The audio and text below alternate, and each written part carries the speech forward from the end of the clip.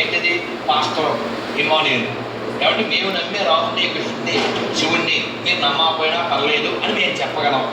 నువ్వు నమ్మే యేసుబాబుని మేము నమ్మకపోయినా పర్లేదు అని చెప్పగలవా? అలా చెప్పను. రెండు మతాలు తొంగపోతే ఈ ప్రపంచంలో శాంతి రాకపోతే నన్ను అడగండి, నాది గ్యారెంటీ. దేవుడు లేడని మనం చెప్పట్లేదు, దేవుడు ఉన్నాడు. కాకపోతే దేవుణ్ణి ఇలాగే కొలవాలి, ఇలాగే పిలవాలి అనేటువంటి మిథ్యా మతాల వల్ల ఈ ప్రపంచంలో ప్రాబ్లమ్స్. నీకేం పేరు? నీ పేరు? మీ అమ్మాయి అనిపించింది? ఫ్రెండ్స్ ఏమంటారు? ఇంకేమన్నా నీకే ఉందా?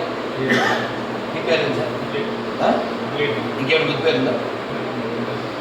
కానీ చాలామందికి 4-5 పేర్లు ఉంటాయి కదా, 3-4 పేర్లు ఉంటాయి కదా. ఒక్కడే కదా వాడు, ఒక్కడే.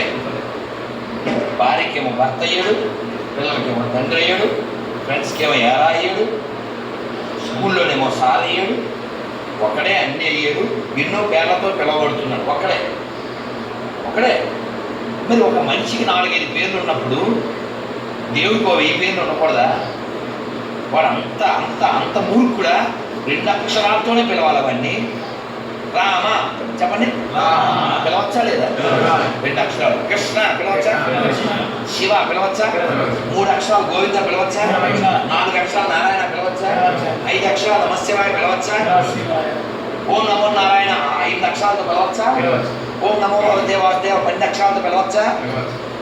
చెప్పండి. హరే కృష్ణ హరే కృష్ణ హరే కృష్ణ కృష్ణ కృష్ణ హరే హరే హరే రామ హరే రామ హరే రామ రామ రామ హరే హరే 32 అక్షరాలు పిలవచ్చా? ఇన్ని అక్షరాలతో పిలవచ్చు కదా. ఓన్లీ అల్లా 2 అక్షరాలు, యేసు 2 అక్షరాలు. అవే ఎందుకు పిలవాలి? అంత లిమిటెడా? గాడ్ అంత లిమిటెడా? ఆ 2